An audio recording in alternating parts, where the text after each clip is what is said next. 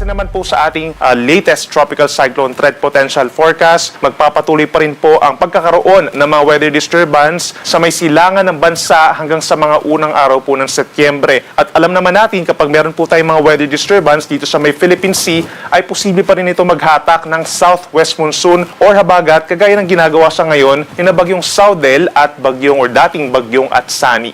So possible po by this Friday, posibleng may pumasok po na panibagong low pressure area or sama ng panahon sa ating area of responsibility. At pagsapit ng weekend, nandito na po sa may silangan ng Southern Luzon, may katamtaman na tsansa na maging isang bagyo or tropical depression. Yung next name po natin ay tatawagin sa local name na Pilandok. Pagsapit po ng huling araw po ng Agosto hanggang sa mga unang araw ng Setyembre, itong minomonitor natin na mabubuong sama ng panahon, low pressure area nga or tropical depression ay kikilos sa hilagang bahagi ng Philippine Sea, pahilagang kanluran at tumataas ang tsansa nga na maging isang ganap na bagyo. Kung mapapansin natin, maliit ang tsansa na ito yung magla-landfall, maring lumapit dito sa may Batanes and Babueng Group of Islands, at kapag nga meron tayong bagyo dito ay posibleng mag-enhance pa rin ito or magpalakas ng southwest monsoon or habagat. At bukod pa dito, sa possible po na bagyo, ay meron pang minomonitor tayo na potensyal na low pressure area. Pagsapit po ng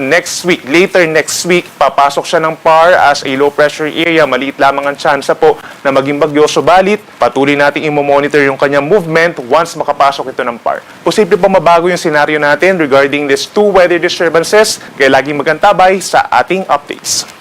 Ang nagpapaulan pa rin po sa malaking bahagi ng bansa, lalo na dito sa western section ng Luzon and Visayas, ay ang southwest monsoon pa rin or hanging habagat. Pinakamadalas pa rin ang mga pag-ulan sa malaking bahagi ng northern, central Luzon at bahagi ng southern Luzon, kabilang na rin ang Metro Manila dahil pa rin po yan sa habagat. So pinaka-apektado ng occasional rains or paminsan-minsang malakas na ulan, itong La Union, Pangasinan, gayon din ng Benguet, Zambales at Bataan. So make sure po meron tayong proteksyon gaya po ng payong or kapote. The rest of Luzon, meron ding mga kalat-kalat na mga light to moderate rains, lalo na dito sa may eastern section ng ating bansa sa may Luzon. Yung mga pag-ulan doon, posible pa rin mag-cause po ng mga pagbaha at pagguho ng lupa. Habang ang natitirang bahagi ng Southern Luzon, kabilang ang Bicol region and some parts of Mimaropa, asahan naman yung partly cloudy to cloudy skies at may chance na rin ng mga pulo-pulo lamang ng mga pag-ulan or pagkidlat, pagkulog. Kung ang Zambales, within the next 24 hours, posibleng umabot sa hanggang 100 mm ang dami ng mga pag-ulan. Hanggang sa Thursday ng hapon, ito yung mga lugar na posibleng magkaroon din ng 50 to 100 mm na dami ng mga pag-ulan. Dahil po yan sa habagat, asahan po dito sa may La Union, Benguet, Pangasinan, Zambales, and Bataan ng paminsan-minsang malalakas na mga pag-ulan po na maaari pa rin magdulot ng mga flash floods or landslides. At dito rin, posibleng itaas po yung ating mga heavy rainfall warnings and possibly red rainfall warning the moment na may mabuong weather disturbance sa may silangan po ng Luzon. Then, pagsapit po ng Thursday afternoon hanggang Friday afternoon, kapansin-pansin na mas dumami yung mga lugar po sa Luzon na magkakaroon ng malakas na mga pag-ulan. And at the same time, posibleng mas tumaas pa yung level ng ulan in a 24-hour period. Hanggang 200 mm po over Zambales and Occidental Mindoro. So, tumataas pa rin po ang tsansa ng mga red and orange rainfall warnings natin at posibleng nga mag-cause nga ng malawakang mga pagbaha at pagguho ng lupa, especially sa may Zambales, given na nagkakaroon na ng mga pag-ulan dito lately. Habang asahan naman yung 50 to 100 mm sa dami ng ulan simula po Thursday ng hapon sa may Ilocos Sur, La Union and Pangasinan, ganyan sa Abra, Benguet, Tarlac, Pampanga, and Bulacan. Maging dito rin po sa Metro Manila, ilabas na po yung ating mga payong at sombrero at kapote at possibly bota dun sa mga bahay na lugar. Ganyan din sa may Rizal, Cavite at lalawigan po ng Batangas. Hindi rin natin i-rule out na pagsapit ng Friday hanggang weekend, mas dumami pa yung mga lugar or magpatuloy pa yung malalakas na mga pag-ulan dahil nga sa pag-ira ng southwest monsoon na posibleng enhance ng mabubuong weather disturbance dito sa may silangan po ng Luzon. So again, mag-antabay po sa ating mga updates. Sa ating mga kababayan po dito sa Visayas, pinakamataas ang tsansa ng mga pag-ulan umaga pa lamang sa may Antique, bahagi po ng Aklan at Iloilo, habang sa may Palawan, itong Calamian Group of Islands, mataas na rin po ang tsansa ng mga pag-ulan hanggang sa tanghali. Dito naman sa natitirang bahagi ng Palawan and Visayas, meron lamang po mga isolated or localized thunderstorms sa bahagi ng Northern Mindanao and Caraga region habang hindi pa rin po inuulan ng malaking bahagi ng Eastern and Central Visayas at may tsansa pa rin na magiging mainit at maalinsangan lalo na po sa malaking bahagi ng Mindanao, yung mga syudad po dyan at yung malapit po sa mga baybayin, posibleng magkaroon ng dangerous levels of heat index 42 degrees or mas mataas pa at may tsansa pa rin po ng mga thunderstorms pero ilang lugar lamang po, kagaya pa rin dito sa may Northern Mindanao and Caraga region.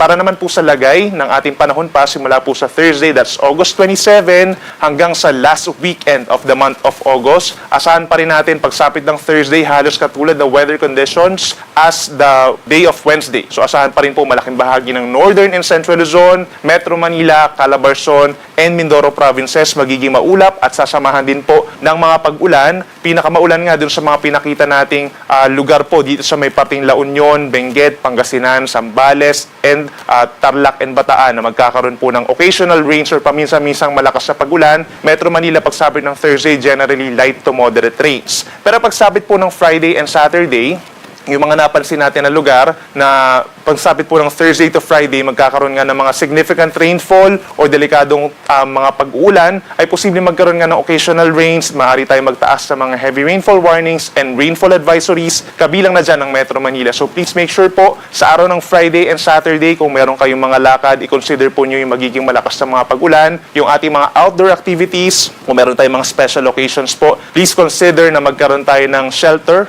or make sure na hindi tayo mababasa dahil aasahan po muli ang mga pag-ulan na paminsan-minsan ay malalakas. Habang yung mga nasa eastern side, gagaya po ng Cagayan Valley, dito sa may Nueva Ecija, sa may Aurora, Quezon, Bicol Region, Marinduque, Romblon, ito naman yung mga magkakaroon ng mga light to moderate rains sa araw po ng Friday and Saturday, ganyan din dito sa may central and southern portion of Palawan. Yan po ay dahil sa paglakas pa ng southwest monsoon.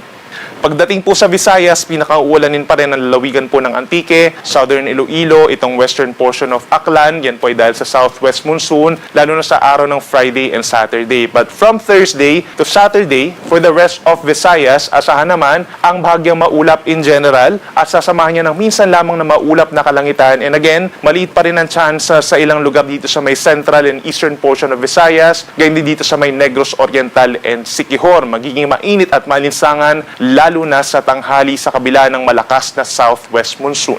At sa ating mga kababayan po sa Mindanao, mas mananatili po ang mas tuyo po ang panahon dito. No? Pagsapit po ng Thursday hanggang sa Sabado, mas tuyo ang panahon kumpara dito sa may Luzon and Visayas. Magpapatuloy ang mainit at maalinsangan na panahon at posibleng umabot sa 35 degrees ang maximum temperature dito sa may Cagayan de Oro City, ganyan din sa may General Santos and Cotabato. Yan ay dahil hindi pa rin po nakakaabot dito yung southwest monsoon. And again, maliit lamang na mga lugar na magkakaroon ng mga pag-ulan o yung mga isolated rain showers or thunderstorms dahil mangingibabaw pa rin po ang partly cloudy skies to partly sunny skies umaga hanggang hapon. Para naman sa lagay ng ating karagatan or gale warning, wala naman tayong inaasahang pagtataas po ng gale warning. Subalit posible na magiging maalon pa rin sa malaking baybayin po ng Luzon and Western Visayas dahil pa rin sa southwest monsoon. So nasa 1 hanggang 1.5 metro in general ang taas ng mga pag-alon, pero the moment na mas lumalakas yung hangin at mga pag-ulan in some areas of Luzon, lalo na kapag may mga thunderstorms, posible ito umakyat sa 3.5 metro o nasa isang palapag ng gusaling taas ng mga pag-alon. Delikado ito for our small and medium-sized na sea vessels. Habang natitirang baybayin ng Visayas and Mindanao, generally kalahati hanggang 1 metro naman ang taas ng mga alon.